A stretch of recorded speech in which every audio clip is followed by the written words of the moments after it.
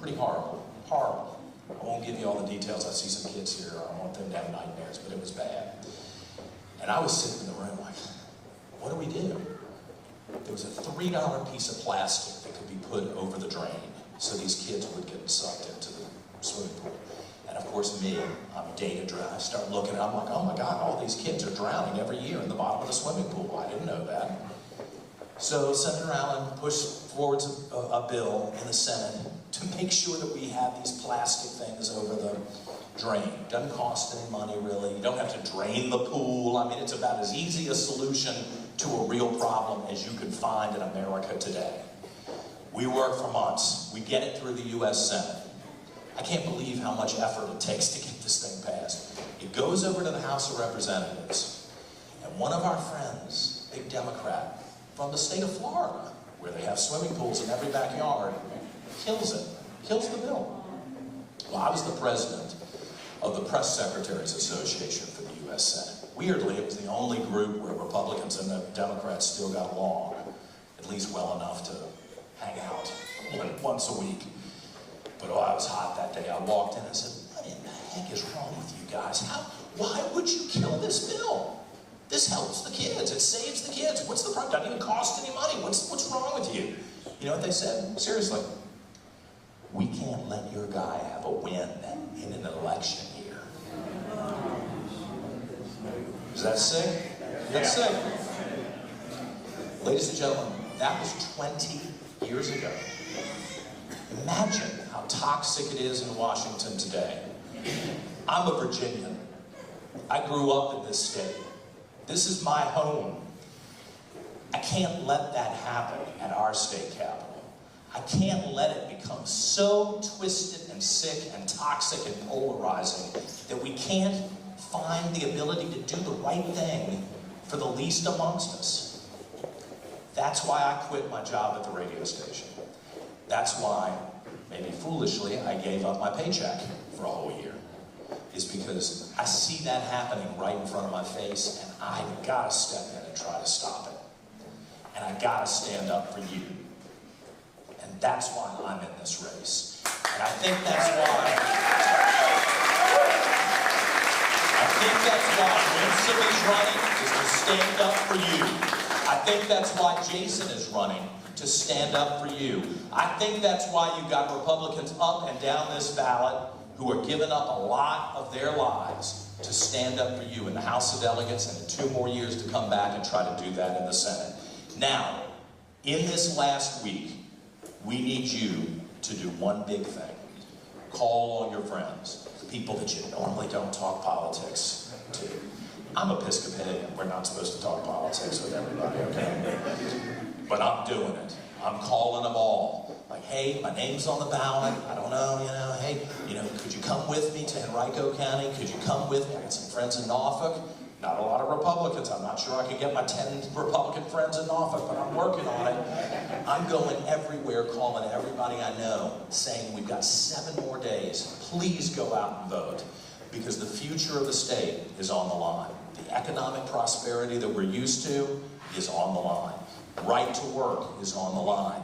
The ability to bring new jobs and new businesses to Virginia, on the line. The culture that you live in is on the line. Will we let boys and girls sports? Will we allow grown men in my mother's locker room or bathroom?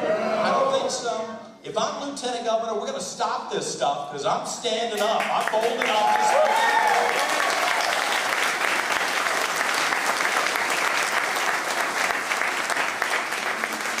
There is so much that is going to be decided in about 3 months. Win this election or lose this election. And if you haven't been convinced that everything's on the line with those text messages from Jay Jones saying that he wouldn't mind killing any one of you standing here. And at first I was like, that can't be true. I'm not going to say anything because I know it's just a bad joke from 2 in the morning that's being recycled. And then I found out it wasn't a joke. And it wasn't at 2 in the morning. And it wasn't recycled. It was real. So we should all be awake. We should all be working. We should all make sure that these next 7 days count. And then we should get ready to return some decency to the Capitol in Richmond. I'm going to lead that effort. Thank you so much for having me here.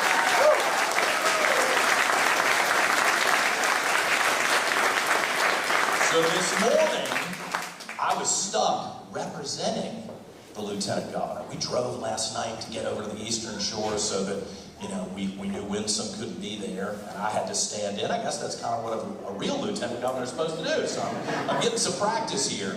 But you're very lucky, because Winsome has escaped to the Capitol, and she's ready to join us. Please welcome the next Governor of Virginia, Winsome Earle-Sears.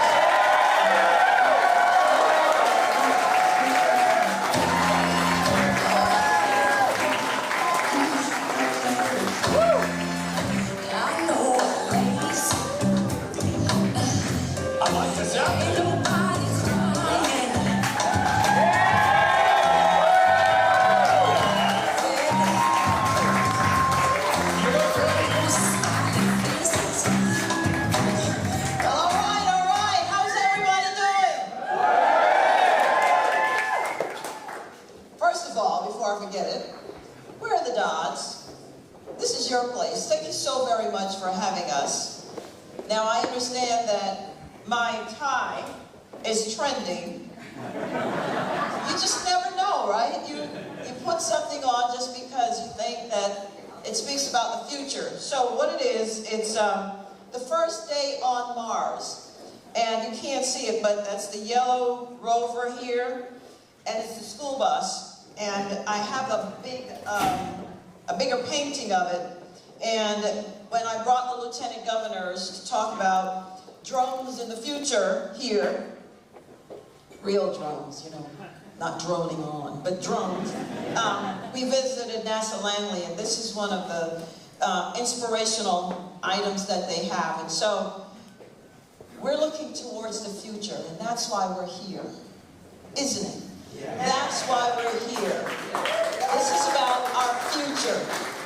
And before I also go any further, let me get my list, because I'm famous for forgetting somebody just because there's so many people. So I see that the rest of us who have fled Richmond, A.C. Cardoza, you are here. Wonderful. And Shannon Green. Listen, folks, if they don't win, we don't win back the Senate.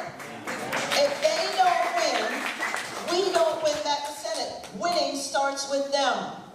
So we need everybody to get out and vote, every single soul. All right, Senator Diggs, you're not up, but we want to talk about you anyway. We're so glad this is yours. This is where, yes. This is his place. What he said. And then, of course, we've got Kitty. Where's Kitty? Ah, there you are, Kitty. Yes, wonderful. And Sheila Knoll, and Kristen Nelson, and Tom Shepard. Hey. All the way in the back. And we've got some school board folks. Yes. Yes. You know, a lot of times, we've said in the past, when it came to school, and Phil Hamilton. Our former president. Yeah. You know, we've said, when it comes to school board races, or we used to say, you know, they're not important. Don't we know school board races are important now? I don't care if it's chief dog catcher, we're going out and voting for him. The chief dog catcher, because it's important. Every election, we always say, is important, and that's because it builds on itself. And let me tell you, if we don't win in November, which we will,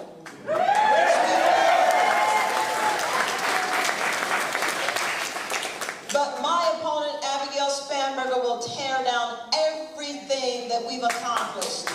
We cannot afford her. That is not what we want. We have not come this far to only go this far. But what do I mean? What am I talking about? Who asked that question? Oh, I asked that question. This is serious times. What I'm talking about is, how many of you just received tax refunds in the mail? Yeah. Exactly.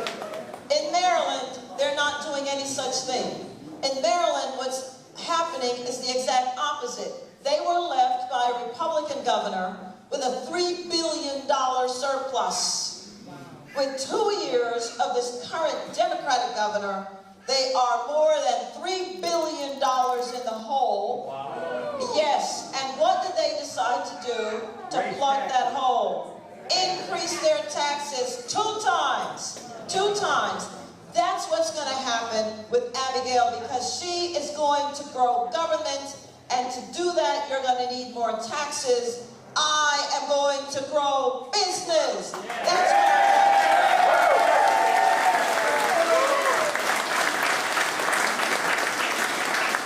do. You know, it's not hard. You want less of a thing, you tax it.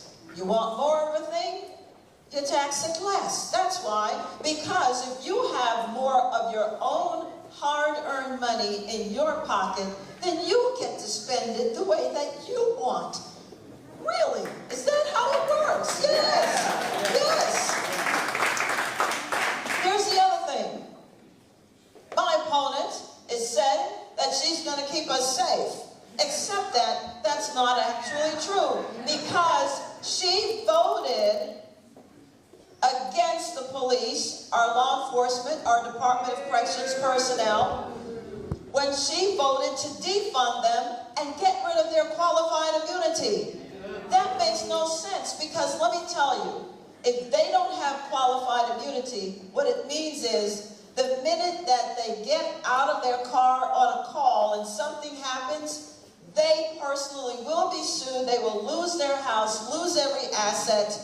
Would you take that job if it were you? No. And that's why they've told me, if you don't win, which we will,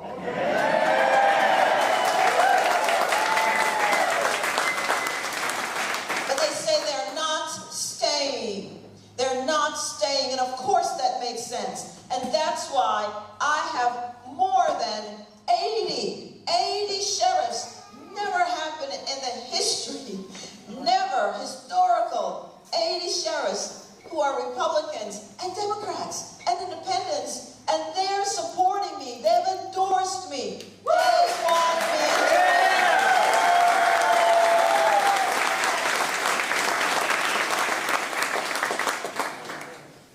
You know, when the governor and I were together, and he was talking about this, and he was talking about some good things, and he said, and you know, Winsome as sheriffs, and I stepped in to say, oh, and he said, I got this, Winsome. Because he knows I was going to say, he had only 50. I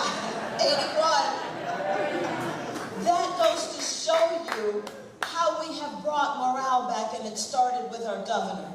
We brought that morale back, and now we're building back our law enforcement, because we are not going to be soft on crime. If you do the crime, you're going to do the time. Yeah!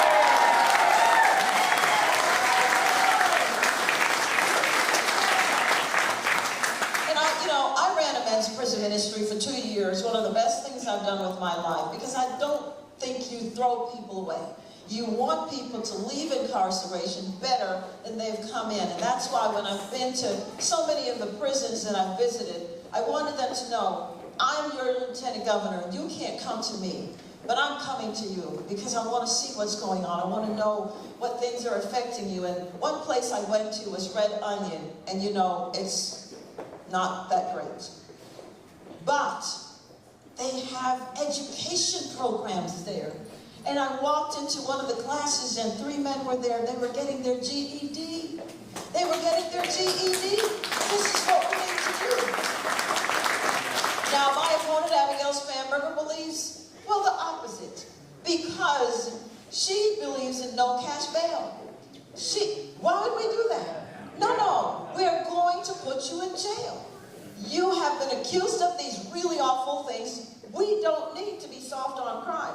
In fact, when she was in Congress, she voted to lessen the penalties on really bad crimes. I'm talking about carjackings and kidnappings and things like that.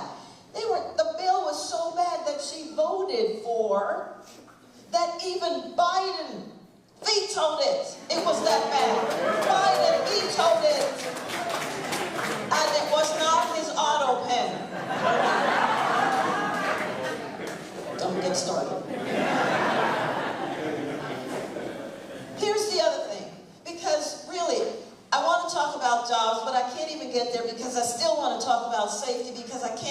about safety and jobs if you're not safe, if the inventory isn't safe. So here's my opponent.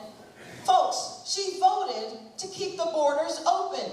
And so you saw fentanyl coming across the border. Yes, killing 5 Virginians every week.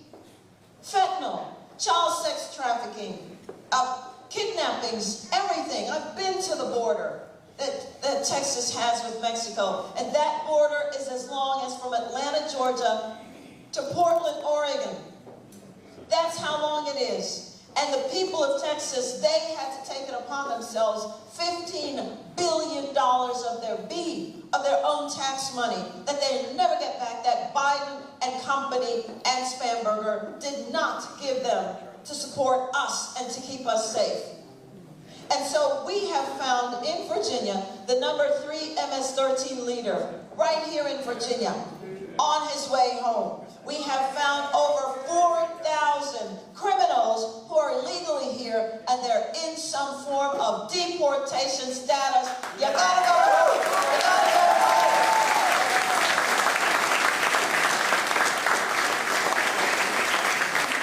Now my opponent, Abigail Spanberger, she voted to keep them all here because she voted against the Lake and Riley Act, which simply said this: if you're a criminal and we're talking about murderers and rapists and pedophiles, you got to go home. She voted no. She voted no. It makes no sense. And that's why I say I am for common sense and Abigail is for nonsense.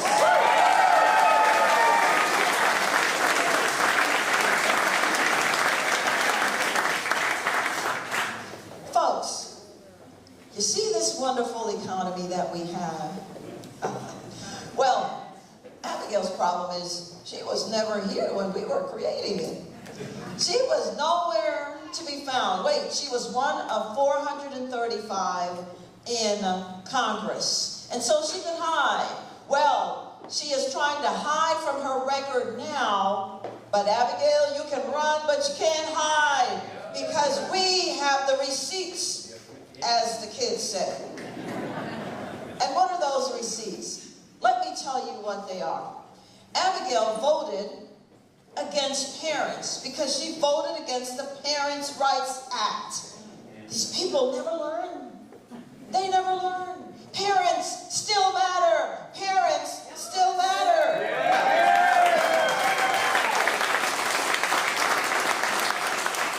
She voted against parents when she voted against the Parents' Rights Act, which simply said this: if you are changing the curriculum, then I, as the parent, need to be notified. Abigail, why did you do that? Silence. She also voted that if your child is transitioning, you should be informed. Abigail, why did you do that? She voted against that. Abigail voted against you, knowing that if by the 3rd grade your child is not on grade level in math and reading, etc., you should be told. Abigail voted against you being told. Abigail, why did you do that?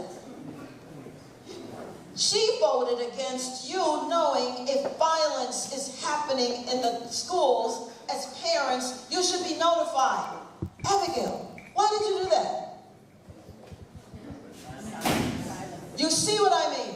Yeah. None of this makes any sense, so why would we want you as governor? You're voting against us every single time. You voted against us as parents, you voted against keeping us safe, and you're voting to take money out of our pockets. Why would I want to have you as governor? Exactly. You're gonna vote for common sense. You're gonna vote for John Reed as lieutenant governor. You're gonna vote for our 2 delegates. And you're gonna vote for our Attorney General, Jason Yares. And I humbly ask for your vote so that we will continue the good times that we have.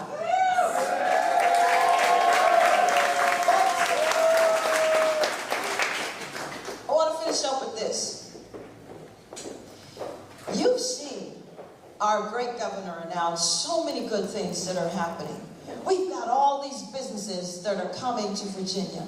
And yes, we are trying to make sure that our economy isn't so dependent on the federal government. And so one way to do that is to keep bringing businesses here. The more jobs that are not federal government jobs, the more jobs that we will have that will be longer lasting. And so you've seen AstraZeneca, $4.5 billion they're bringing to Virginia. Merck, $3.5 billion they're bringing to Virginia. Eli Lilly, $5 billion that they're bringing to Virginia. I'm talking about thousands of jobs that I just mentioned. Folks, imagine you have a lottery ticket and you've got a $5 billion lottery ticket and you say either you're going to get it or you're going to get it. That's what happened, for example, with Eli Lilly. There were 46 states trying to land Eli Lilly. They gave 400 applications to Eli Lilly, and Eli Lilly said, Virginia, you get the $5 billion. You get the $5 billion.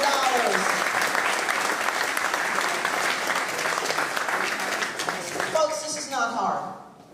We've still got a lot of regulations we got to get rid of.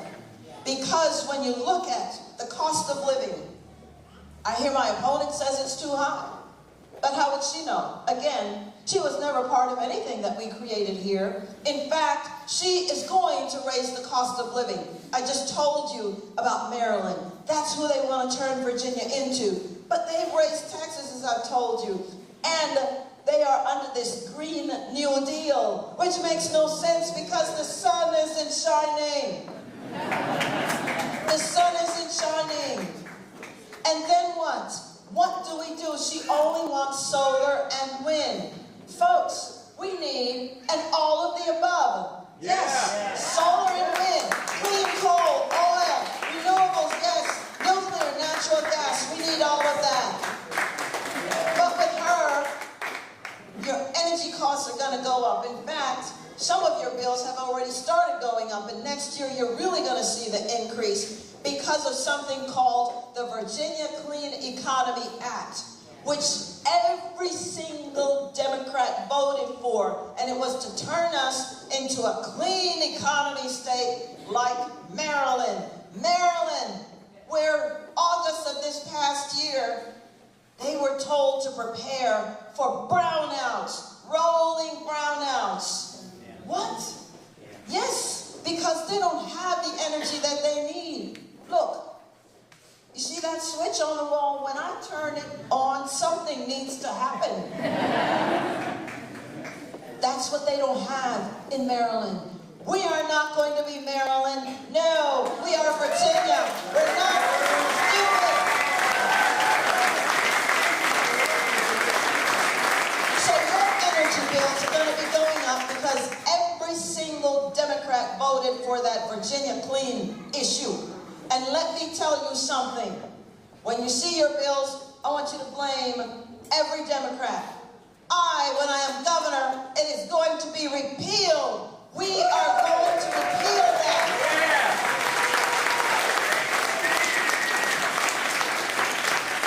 They're going to tell you it's the data centers, and it's the this, and it's the that that's going to drive up your bill. No. When they voted for that Clean New Deal, it took immediately 11,000 megawatts of power off the grid and said, we need to go to renewables. We had no substitute. No substitute. And what do we do with 11,000 megawatts of power gone? Exactly. These people, these Democrats had no plan, and here we are going to be suffering under them.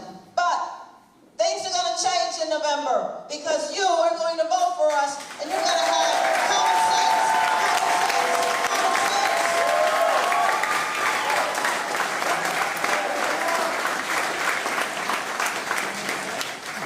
And finally, because, you know, these folks have kept us in Richmond. And let me tell you why this is a travesty of justice. Your money, your tax money, is being used to pay me and these other elected officials to go and do a job in Richmond that is not going to be helpful to you at all. In 2019, when the constitutional amendment was presented to you, you said you didn't want gerrymandering to happen anymore in Virginia. Do you know gerrymandering actually started in Virginia? Yes, although it's named for someone in what? Massachusetts. Well, that was 20 years after we did it. After. And so it's right that you said, we, the politicians, are not going to pick you as voters anymore, because, you know, we just draw lines and say, well, we want over here, and then we want over here, and then somebody else wants down there. No, you said, we, the people, will pick it. And so we had a bipartisan commission that you said you wanted, and it's in the Constitution now. And here come the Democrats, and they say, we need to redistrict. So we're going to tell you that this is what you're going to do all over again. We're going to go back to the old ways. But here's the problem. It is not going to be properly before you because it's got to be posted 3 months on some door of a courthouse. That's not going to happen. And it's supposed to be before the election. Well, the election's already started. So they're using this as a trap. But the real thing is, they are taking me off the campaign trail. They're taking AC and Chad Green off the campaign trail and everybody else because they know what the real polls are showing, and the real polls are showing that we are winning. Yeah!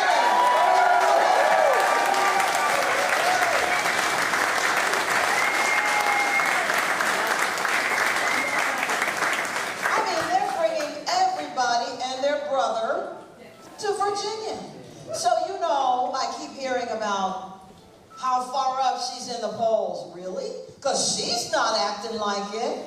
She took $150,000 from the Democrat redistricting committee when she said she was never going to do that. I also said I was never going to do that, but I am the only one who has kept my word. She has been paid.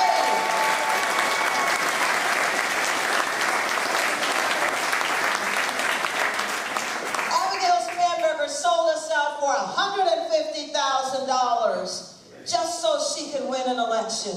Let me tell you something. When I was running for lieutenant governor, my then Democratic opponent said she would never take money from Dominion Energy. And then suddenly we saw that she took $100,000 from them because she said, wait for it, she needed the money. Well, politicians are always going to need the money, so we can't trust her at $100,000. We can't trust Abigail at $150,000 either. If she will do this, then we can check. What will she do behind closed doors? Folks, we've seen enough of this. We're done with that kind of politics. I left politics 20-some years ago, and here I am back again. I don't have time to be mealy-mouthed. Just tell me what you're going to tell me, and then I will make a decision. But we don't sell our souls, no. And so I humbly, again, ask you to vote for us. Vote for us, because we want to make sure that unlike my opponent, Abigail Spanberger, who has voted, she didn't just support, she has voted for your girl children to undress in front of locker rooms with boys and men, and in bathrooms, and in girls' sports, where there's no privacy, no decency in that. And you heard me ask her on the debate stage, why would you do that? What if your little girl came crying? What would you say to her that she was forced to undress because of laws that you wanted, that you voted for? And she said nothing but smirked. But smirked. Well, we don't need politicians who smirk. We need politicians who are accountable, who are transformative, who are accountable.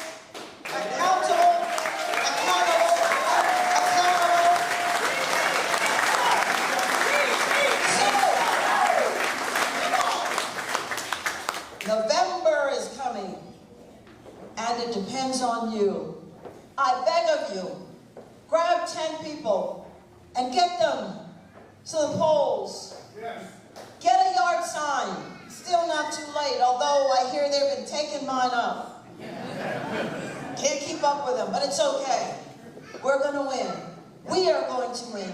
And if we win, you win. You win. You win. Thank you so much for coming out.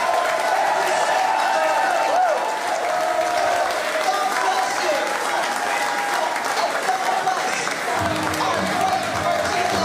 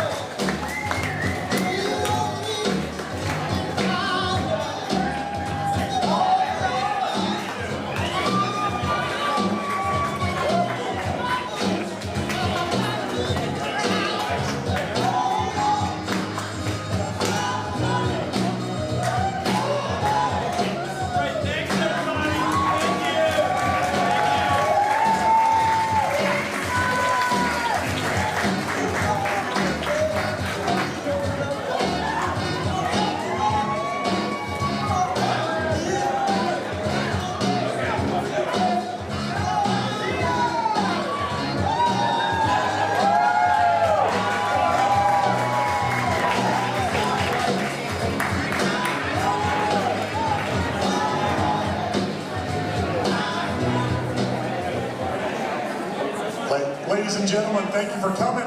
There are signs all around. There are Winsome signs, there are green signs, there are John Reed signs, and I don't know, there might be some AC Cordosa signs. Please feel free to take those with you when you leave. Put them up, put them in your yard, put them in your neighbor's yard, put them everywhere. Hey everybody, we are going to be doing some photos, but could you please do a neat and orderly line in order to make this happen? We cannot have everybody rush at the same time. So could you please form a neat, orderly line up against the wall that way? Thank you so much. And we really do appreciate your support. Thank you.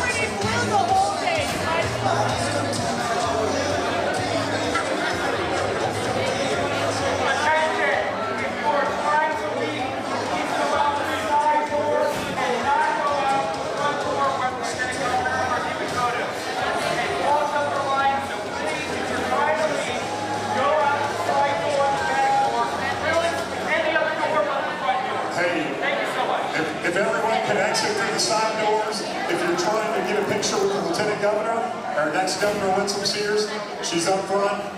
But if you need to go out the side. Our next Governor is right up front, so if you want to come by, say hey, take a picture, orderly line.